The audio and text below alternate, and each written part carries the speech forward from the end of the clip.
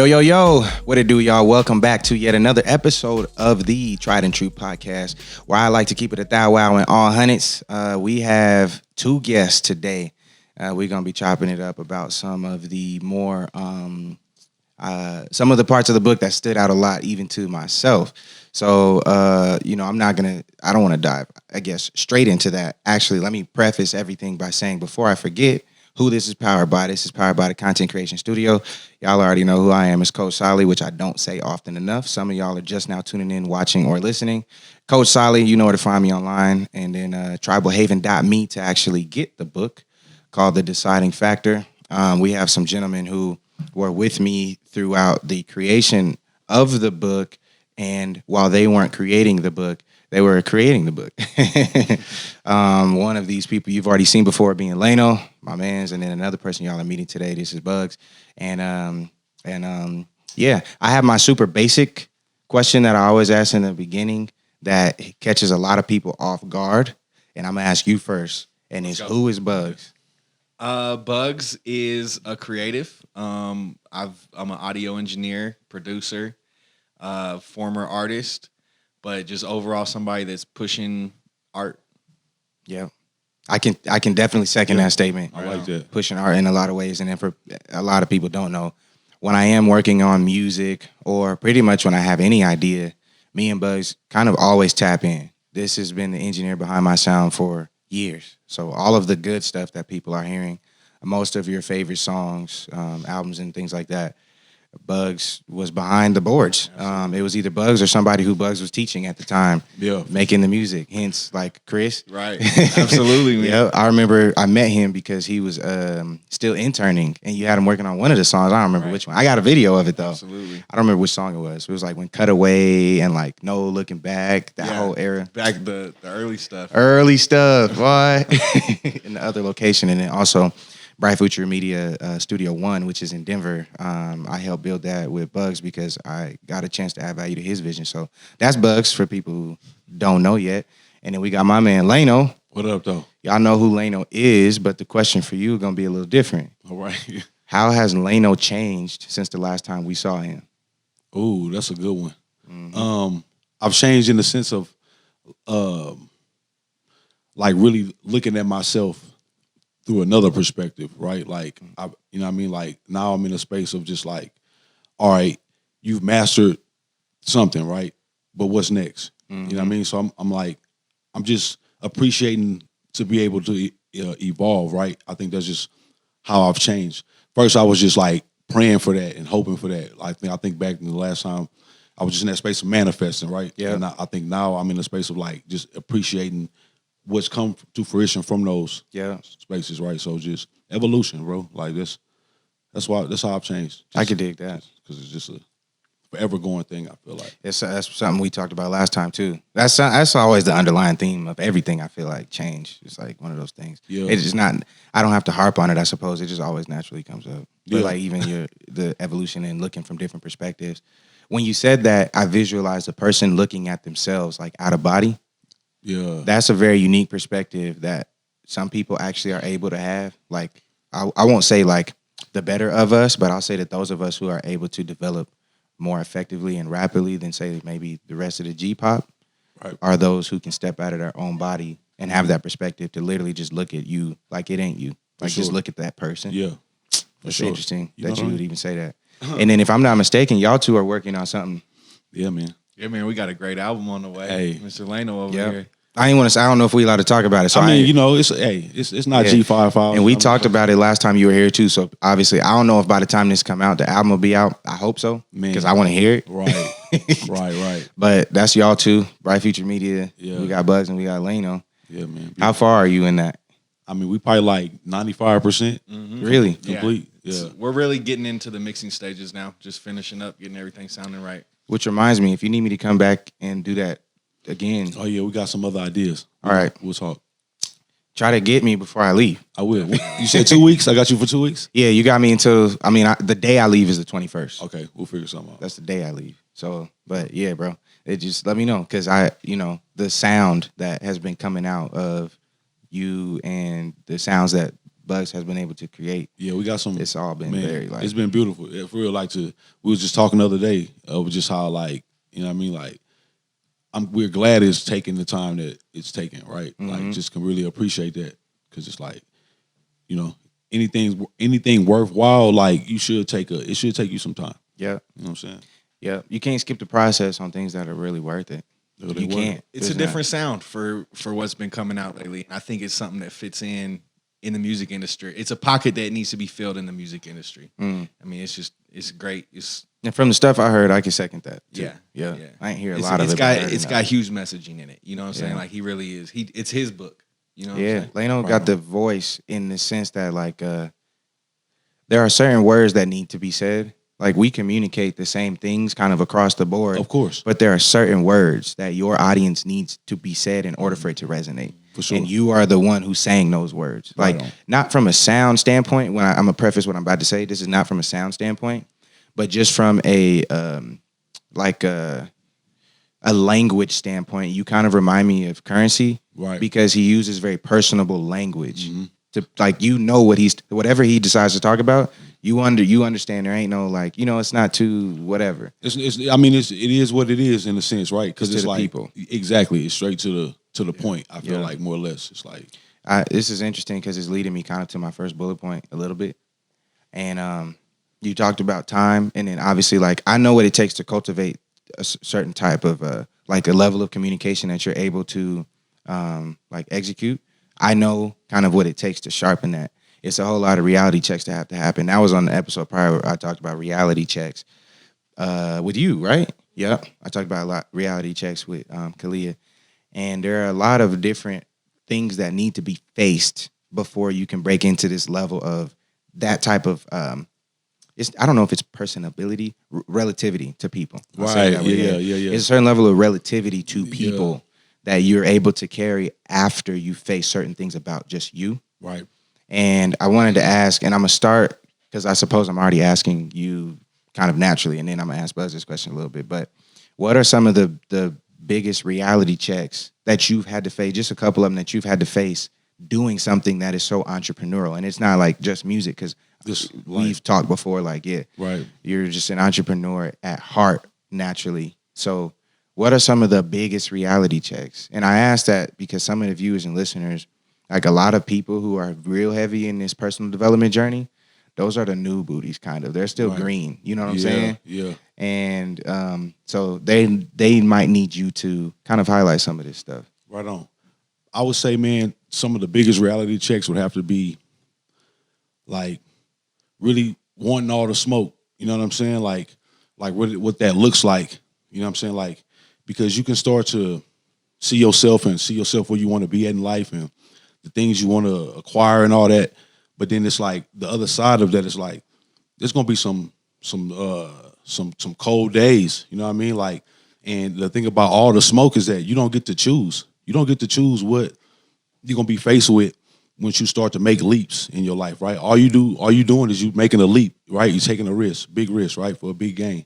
But like for me, it was like really not knowing what I was gonna be faced with day to day. Still, you know what I mean? Mm-hmm. But it almost just keeps you on your toes. You know, it's like your environment, you know what I mean? Mm-hmm. And I think for me, that's been the biggest thing of just like, shoot, you just don't know what's going to come at you. So you got to just be ready all the time, like mentally, like the mental toughness. So it's like the way you build that for me is like when you're alone and you're doing that real reflecting. So that's like. Oh, I should probably say the title of the chapter since we're talking about it. There we go. And hold on, let me. Before we get up in here. I'm pretty sure that this chapter is titled Practical Application. All right, so let me get that out of the way. It's called Practical Application. The perseverance. I'm so conversational that I don't even sometimes like knock this stuff off the list, but just so the people know, it's called Practical Application. This is chapter 9 that we talk about. But so, yeah, there you go. There we go. But yes, you were talking about all the smoke, not knowing what is gonna come throughout the day, but still having that mental toughness to get up and face the day. Mm-hmm. Yeah, and I think that comes with. I've talked about stoicism, I think, here before, but it comes with like accepting what are the worst case scenarios in this, and then accepting the consequences prior to, so that in the event that they happen, you're not dropping everything, like quitting or like whatever the case may You be. talked about that in the Yeah. chapter, I think, too. Yep. And you talking about I did, and then you talked about staying ready. So exactly, staying ready for whatever. All the smoke, whatever that all may possibly be. Yeah. Because it's like I can't speak to everybody's adversities, right? I don't know, but I know like the basics of like the things that are reality checks of just like anything can come at you. You're not. I'm not more special. You know what I mean? Like my favor doesn't give me more of a position to not have to deal with stuff. We all human. Mm-hmm. Simple as that. What about you, Buggz? I think we have to, I'm learning that we have to stay on our toes and adapt. Call audibles. Not everything's gonna go the way we envision it in our head, but we just gotta be in the moment enough to be able to adjust and do what's necessary to continue on. And that's tricky. Being in the moment enough to make the necessary shifts and like navigate where you're at, but also being the visionary that can be tough because you're actually living in the future for a living. Right. Like I get paid to go to the future Right. and then draw the map for people to get there. Straight up. You So- start working backwards. To reverse engineer where you try to go. You And know what I'm and saying? in your mental, it's like things could be so easy. We just got to do this. Things could be so but simple. it doesn't come together like that. It doesn't always come together that way. And even as deep as I can plan it, I can plan out all the different scenarios, but all the smoke may include something that I just could not foresee. Like I just could not foresee certain things. Like I may have a contingency plan for if I lose my job. I might not have a contingency plan for a global pandemic. That's different. Right. Where I didn't just lose my job, there ain't no job. Yep. Like there's not a next lily pad. Like I'm just in the water now. Right. That's not something that you can't plan for that. Right. And they say rules are written in blood, but somebody had to die. Yeah. Right. Whose blood, right? Whose blood is it? Yeah. So I think that's real tricky, but that's a very important point. Like even that's so fascinating. What you both said kind of goes along with living in the moment a bit. So you can only prepare for the future so much. So making sure that you're ready for whatever all the smoke is, and then making sure that you are in the moment enough and not so far in the future that as you end up having to call those audibles, we're switching out Buggz Mike, as you end up having to call those audibles, you're present enough to not fall off. Right. To not fall. It's like playing hot lava as a kid. Like jumping on the pillows and like the floor is lava.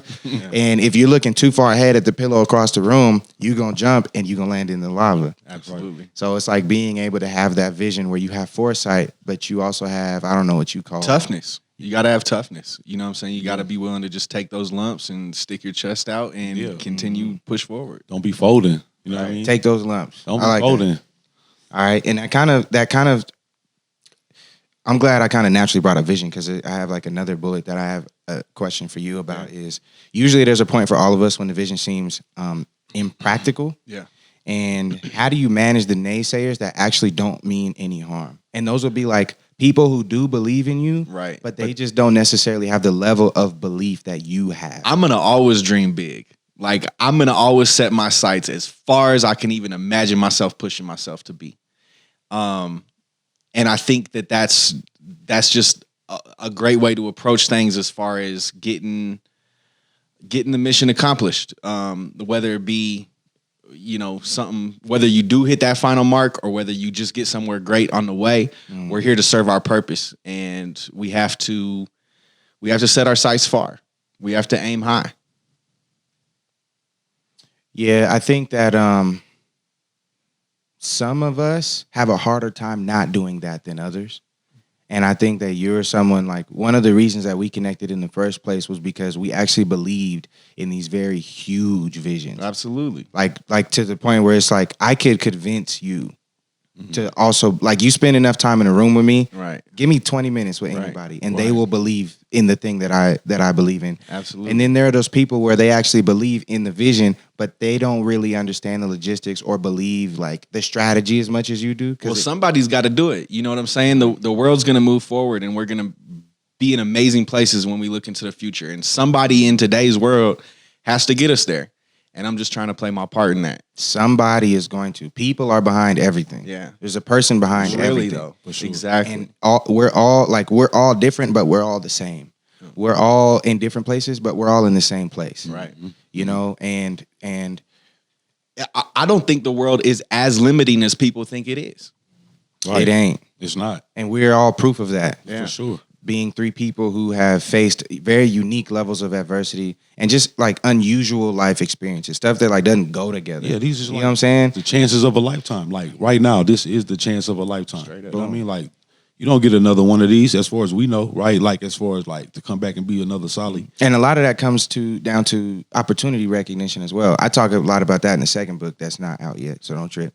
But opportunity recognition, people aren't able to see a lot of what you just said. Like there'll never be another opportunity for me to come back and be this again. Mm-hmm. I will never have another day to be this today other than today either. Right. And the opportunity that presents itself today, even if I wake up tomorrow and do the exact same thing, it's not today. It's not the day before. It's not the day before. It's one day down. Right. And that comes down to opportunity recognition. Like we got in a room together and we chopped it up for hours and decided that we were going to connect and work and just build community because we both recognize the opportunity. For sure. Yep. We saw it. That's right. And I think that I didn't put that down as a bullet or anything. And I don't think I used the phrase opportunity recognition in the chapter. But when it comes down to practical application, opportunity recognition is the key. And it's so much of a key that there's a whole group of people that get paid thousands and thousands because they recognize opportunities. Yep. But And that's their job. They don't. A lot of people miss that because they're not doing that preparation prior to those opportunities present themselves. Right. Like if you're not doing like the question you asked me, if you're not doing the stuff, you know, when it's just you, like right, like looking at yourself and you know making yourself vulnerable to yourself, you're not gonna know when the opportunity presents yourself because all you're gonna see is yourself in the moments you shouldn't be seeing yourself. You should be seeing this opportunity. You know what I mean? Like not. Oh, how do I fit in this space? Or what am I doing right or wrong? Now, you would already know that if you was... Right. You know what I mean? I think that comes down to, that speaks to like a hammer and knowing it's a hammer and recognizing the opportunity when it sees a nail. Yeah. Because if the hammer doesn't know it's a hammer and it's still trying to figure out if it's a screwdriver, it doesn't really recognize the opportunity as a nail passes by. Right. It's like, well, that's not a screw. Or like, what do I do with that? I'm not sure. I don't know. Well, you didn't prep. You didn't spend that time reflecting when you had that opportunity. So now you're missing this opportunity. And it's like this chain reaction. But if you can catch one, it's also like a domino effect because opportunity creates opportunity. For sure. It's fascinating. None of that was written down here. It's crazy. But I got a question kind of for both of y'all, but kind of for you because I asked you the last one.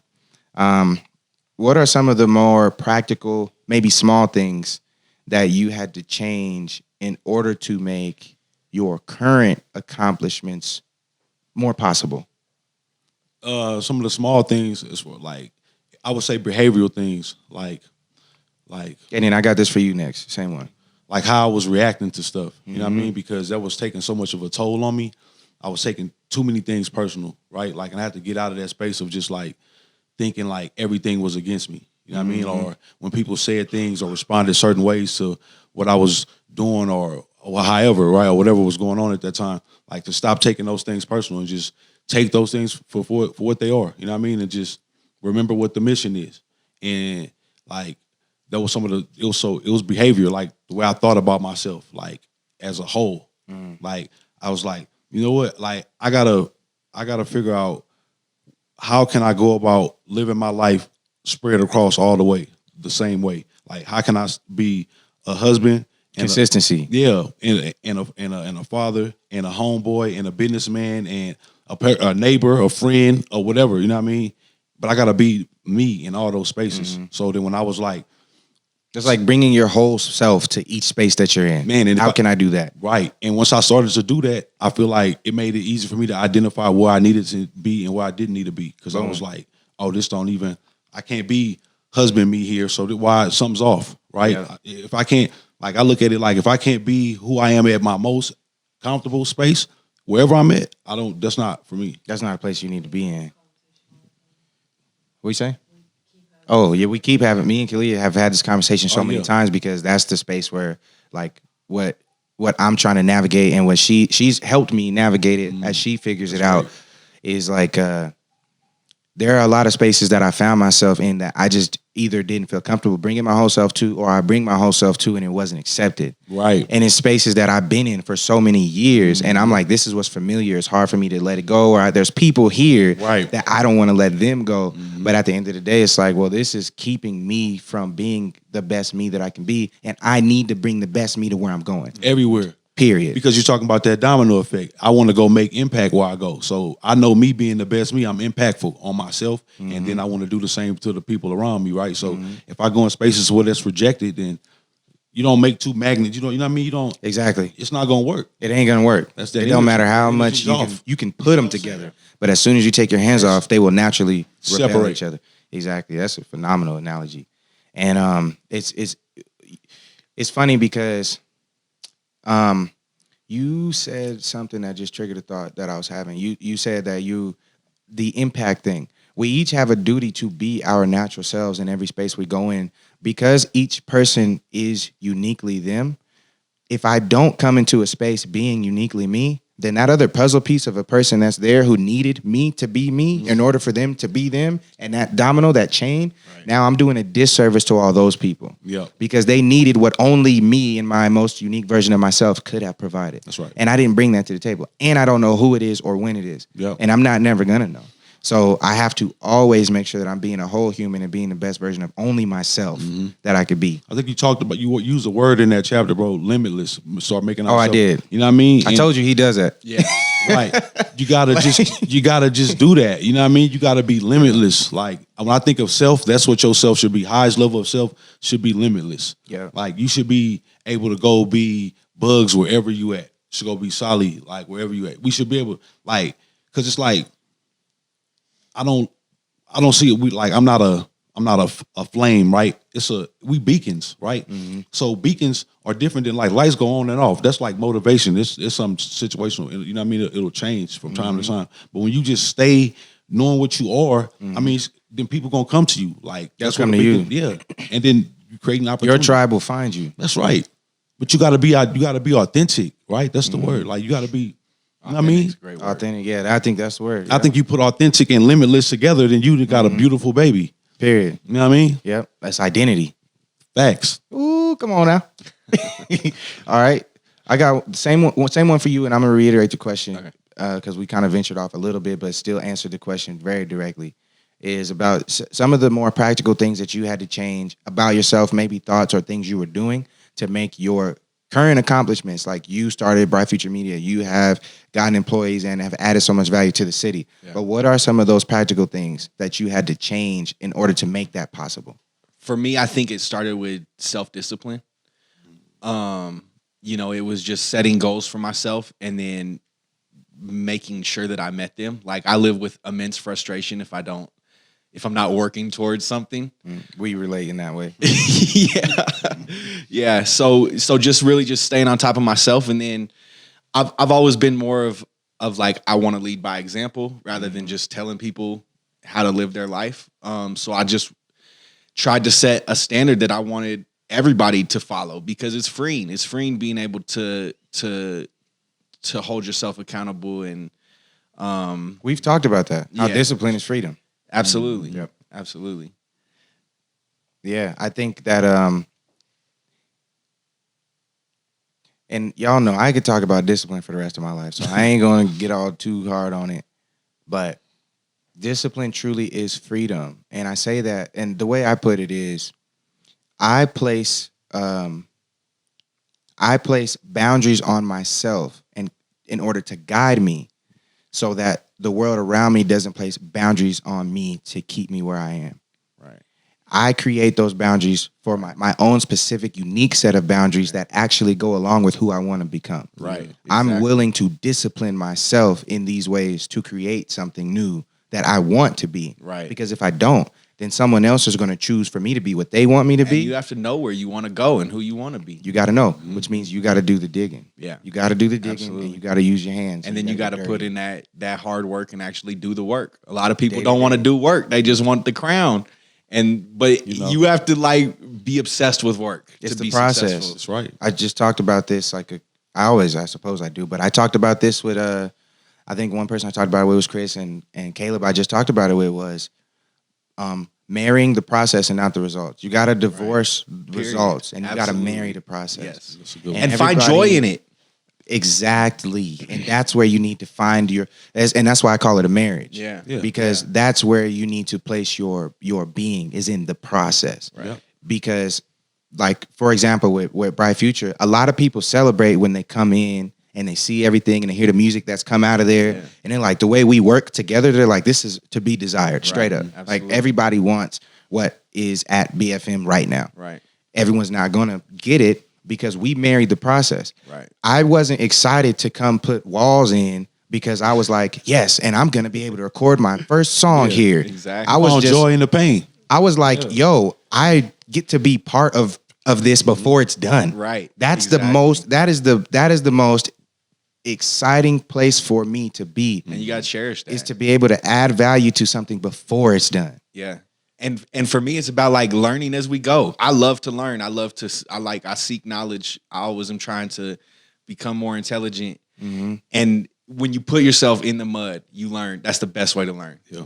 Because you'll know, especially like when you know, it's different. Like when you have put your hands on what's beneath the surface yourself, you understand the thing more. Right. You know, it's like I might look at you and understand what you look like, but there's an X-ray, and when a doctor looks at the X-ray, they understand more about your body than I ever will just looking at you. Absolutely. I don't really understand. Right. You know, or you look a person in the eyes, but to be them is different. Yeah. And so when you actually are in the mud and you build this thing from the ground up, and you are like we in there putting in the security cameras and you're doing the wiring and we got to run all these tests and figure this and that out, and you're the one that has to figure out the taxes and all the finances and all this stuff. There's no way to run to. So now when it's this thing that is running and it's this machine that's actually well oiled, you not only have a deeper appreciation for it, you get to celebrate something that will never go away, which is the process. That accolade, it comes and it goes. Certainly. Because at the moment of the accolade, it only lives in that moment. Right. There's never going to be another time when you have already opened Bright Future Media. Right. But there will always be this process of building Bright Future Media. So you get to live in a perpetual state of joy if you marry the process. And it's great to look back on that. Like those are amazing memories. Yeah. You know, they're happy memories. Those ones are worth it. That's what it's all about, right? Because you won't be able to do that again. You'll be able to probably make another Bright Future and extensions and, you know, sell stock. But those moments are specific to those moments. You're going to be in another space when all that's happening. You know what I mean? That's going to be, so cherish it. You know what I mean? Facts. You almost got me going on a rant right there. I got a question about working with people for both of you. And it's something that I don't struggle with. I get frustrated a lot with this topic, like not talking about the topic, but like dealing with it. But it's just something that comes with the territory, I suppose, because everybody wants to work with you all the time when you're doing things like the stuff we're doing. And everyone wants to attach themselves, you know, to the one who's really going, you know. And I want to know what it's been like to work with other people's levels of stamina when you're trying to reach a mutual goal. It can be frustrating. You know, I love the collaborative process. I love when people feed off each other's energies, and I feel like it all brings something out of us that's special that we can't do on our own. I love brainstorming with a team. Yep, I know that to be true. Yeah, 100%. I'm big on it.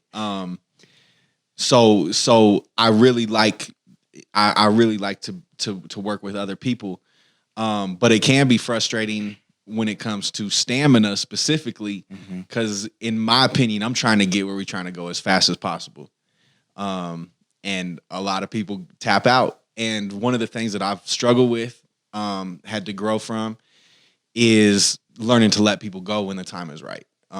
You know, because when you working with people, you do develop like bonds with them, and really, you know, you get tight with people. And then when people give up, you know, your immediate reaction, or, you know, you might want to try to convince them to stay, or you know what I'm saying? Yeah, you want to think like, that it's you not want to possible. hold it together. Right. You want to hold it together. Whatever you got to do, right? Yeah. And that's just not the real world.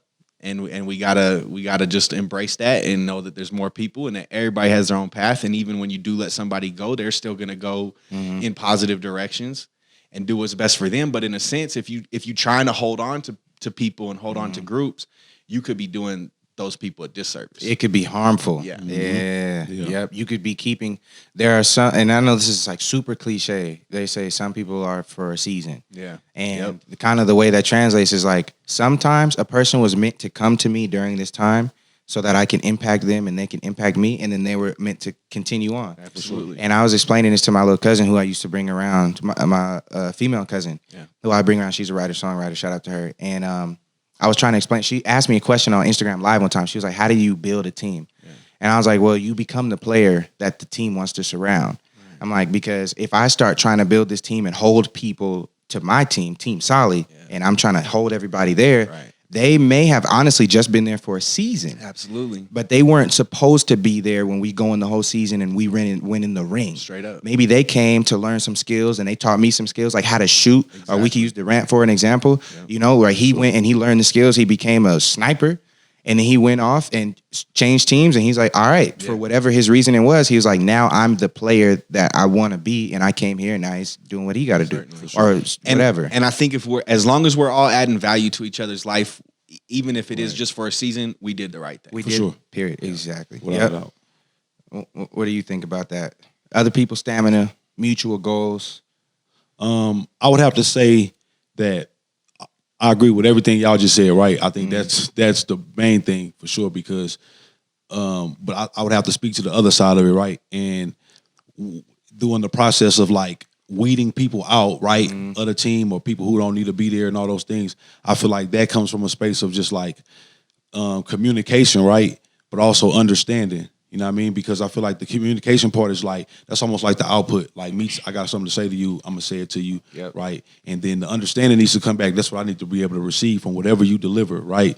And so I feel like when dealing with people, that's how we communicate. That's our language, right? Like that is a human language. I'm not speaking like Spanish or communication is the language, right? So I feel like when you do have people around you and you know, you're trying to match yourself up against those people or those people trying to match themselves up against you, it's like, shit, we got to be able to talk about it. For one thing, like we got to be able to have those conversations and then in turn we have understanding. So that way we can speak to the space of like, well, I don't wish you no ill, but it's time for us to part ways. You know what I mean? And we know why. Like it's not because some mystery, right? It's like what's understood is understood, but it should be understood because we talked about it. You know what I mean? Because the one thing you don't want to do is when you're growing and elevating in life and you're starting to see that you're closing the gap between you and things and people is when you leave people in the dark. You know what I mean? Like I want to be very transparent about where I'm going, who I am to everybody around me for those seasons. So that way they can make their choices. Because I don't want to strip you of your choice. I don't want to strip you of the opportunity of being able to be on my team because I'm not telling you where I'm headed or, you know, what I'm on right now. And then it's like, you know, you're going to give people options. They're gonna be, you know, you set these rules for yourself being the house, the temple, right? And it's like, look, you can come in and you can come with us, but you got to wipe your feet at the door. Some people might be like, nah, I like mud on my feet, so for sure. But and that's not you telling people they can't be you can't themselves. Nah. It's just if you're coming here, you gotta wipe your feet at the door. Yeah, and you gotta wipe your feet at the door. Yeah, I'm not gonna wipe them. I'm not gonna wipe them, and I'm not gonna tell you that you can't come in. I'm gonna just say that you gotta wipe your feet. That's right, and you choose. And you know what I mean? The house gonna be here though. It's those boundaries that cooperate with where you're trying to go, and that's what guides you. That's right. And something that you mentioned, I'm not gonna repeat necessarily what you mentioned, but something you made me think about was people's threshold for pain. And people's threshold for pain, sometimes they don't understand it because, you know, you don't know what you don't know. And you're not gonna understand if you can really handle something that you've never dealt with before. And it comes down to like accepting certain levels of consequences beforehand. But until your threshold for pain has been broken open to a certain level, you're not even going to think like that. You're not going to think, let me just be ready for anything until something happens to you that's like, this was so left field. And I made it through it and I stayed down. I'm the type of person that will commit and remain loyal to me and my goals. When you're that person, you can say, okay, now my threshold for pain, is broken open to a point where I can say, okay, I'm going to just be ready for whatever comes at me. And I don't know what it's going to be. I don't know how I'm going to get through it. But I can bet on my stamina. Everybody's not like that. Every person is not in that part of their cycle, right? Some people are at the point where they're like, I'm only willing to deal with, like, they're conditional with their goals and things. And some of the goals might be mutual, but the level of commitment is not. And the threshold for pain is not, and the stamina is not. And what I do is I always give I show people the exits before we take off. You're right. Because once we in the air, I'm not opening this door so that you can get out. Right.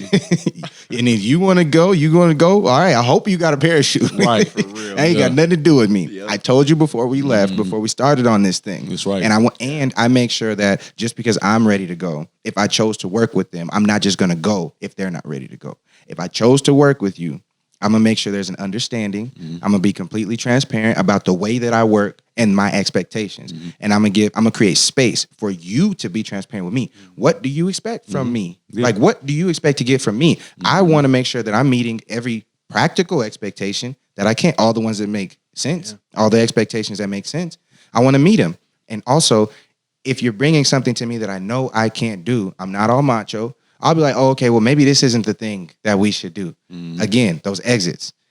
Maybe this isn't the thing we should do. Well, we'll do something else maybe. Yeah. If I really rock with you like that, we can do something else Absolutely. along the way. Yeah. And I do that all the time. Like, I don't know, you probably heard me in the studio. People be like, I want to work with you. I'm like, all right, we'll figure something out. Yeah, like, right. You're not getting on none of my songs, but buddy. I ain't giving you no beats. You ain't getting on none of my songs. I ain't pulling up to your sessions, but we'll work on something. Right. Like if I really rock with you, then we'll work on something together. Absolutely. Even if it's just me helping you make your art better. Yeah. Right. Or coaching you into finding more of your identity in your art or whatever it is you create. Right. Maybe that's the role I play. Maybe I'm not the front runner. That's fine. It's something. And we took a look at the exits before we took off. That level of transparency, that level of communication, that is what makes everything more practical. I'm going to make sure you know the cost before you make the purchase. So that you're not going into unhealthy debt. That's right. Debt that you can't pay back. Right. That's so real, bro. So, real. boom, no cap. All facts, not one opinion. In a minute here, we're going to jump into the lightning round. Okay. But before we do that, closing remarks, thoughts you are having? I got some. I know Buggz got some. That's why I asked. Fire away, Captain. And then you have some stuff. I really liked a certain line from your chapter that I kind of want to read out if possible. Go for it. I like that you interviewed me for this chapter. When I read the book initially, I think it was chapter 2 that stood out to me that I was like, oh man, I relate like a motherfucker. Can I cuss? My bad. Yeah, go for it. I It's shouldn't just be the cussing. first. No, people just naturally don't when we get on and do all this stuff, which is Right. great. But I also need it to be as natural as possible. For sure. So whatever. So when I read the book, chapter 2 stood out to me. It was great going back to chapter 9 because it's about perseverance and it also hugely relates to me. So there's one line in your book with Chapter 9. this is chapter 9. Here it is. With a low tolerance for pain, you are easily broken and will fall to your knees at the sight of danger. With a high tolerance, you become the danger. The most dangerous enemies are those with limitless stamina and a tremendous will. And so I immediately, like when I read that line, I immediately just went to video games. The toughest boss isn't the boss that fucking lays down. Exactly. The toughest boss is the boss that you can't beat. Because he got 9 health bars and you don't know where to hit him at. And I want to be that boss that you can't defeat. No matter what you throw at me, Exactly. no matter what you hit me with, Yep. I'm still standing back up. Love it. That's the one. So I love that line for one. And then the other thing is a huge motto and mantra for my life is struggle creates strength. And I think that goes right hand in hand with this chapter.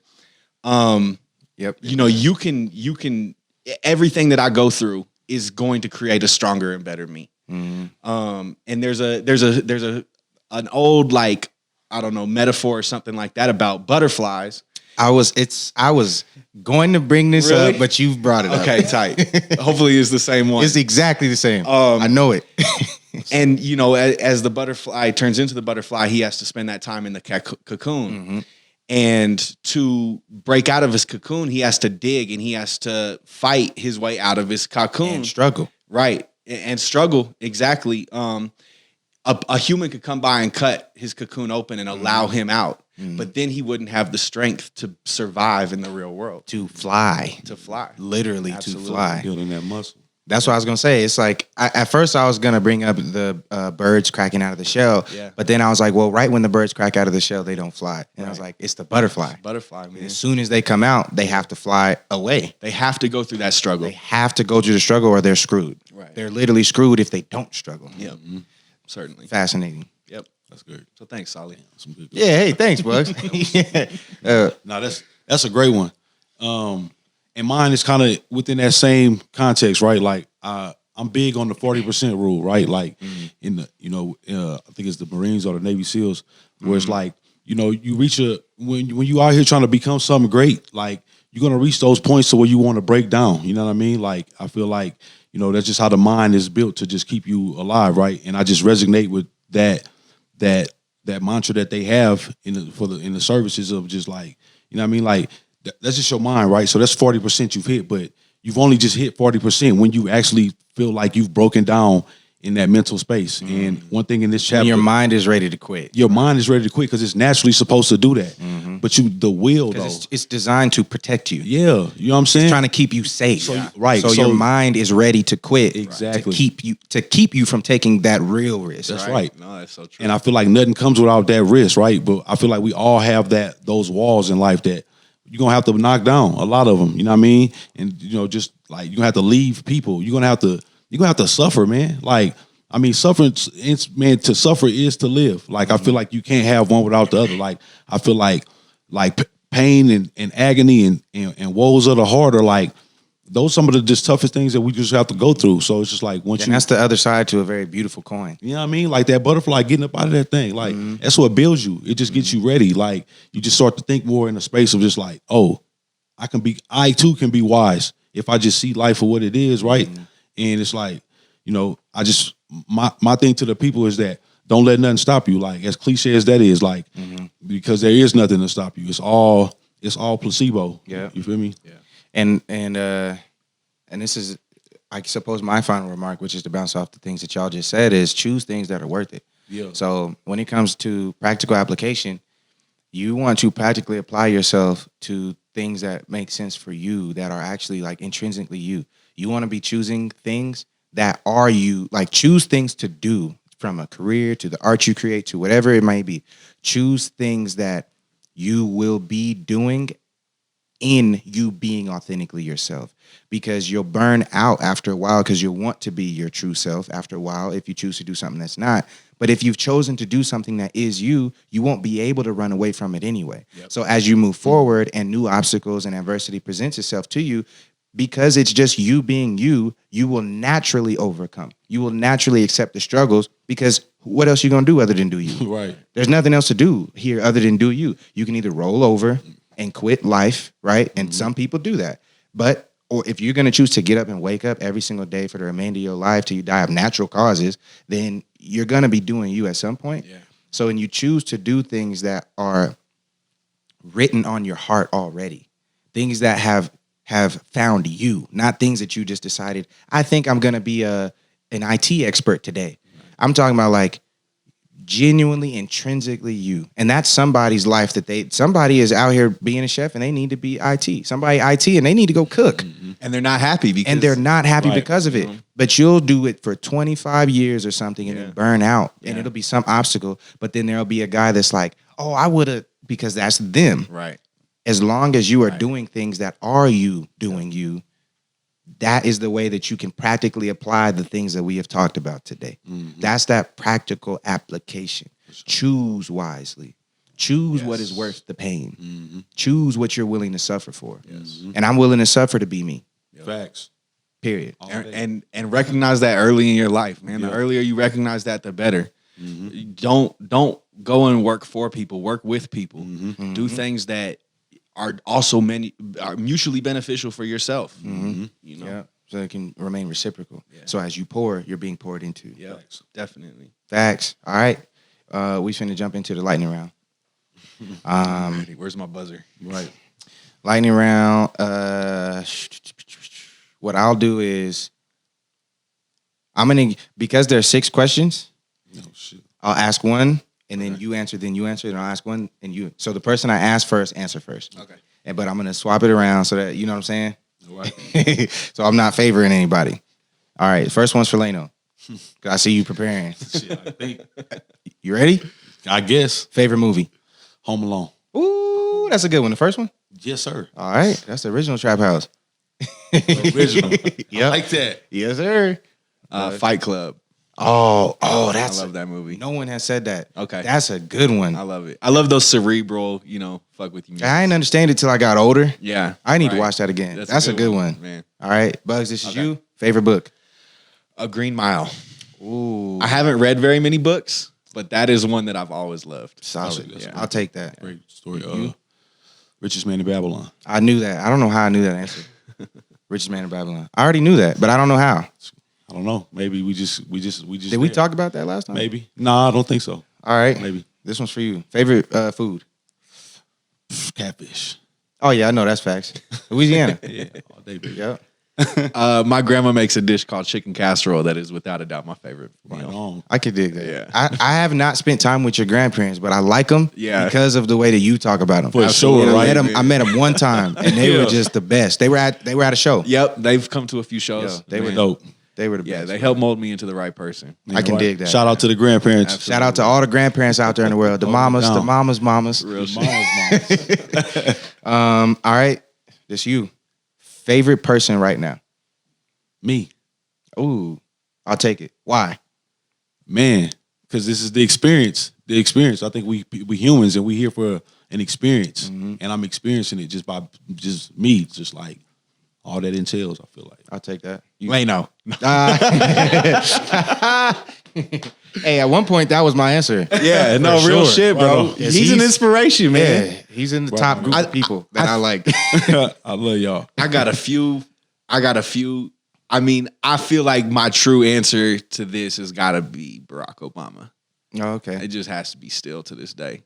Kanye's up there for me. Why Obama? Even though I could probably answer this myself, but Man, it leads the way things are supposed to be led. He's one of the people, in my opinion. he's very eloquent, and he doesn't. Definitely. What I liked about Obama was that he never made me look dumb Absolutely. in places where I couldn't I represent. feel like myself. That's- anybody can be accepted by Obama. You could be in a room with him. It don't matter who you are, and he's gonna get along with you.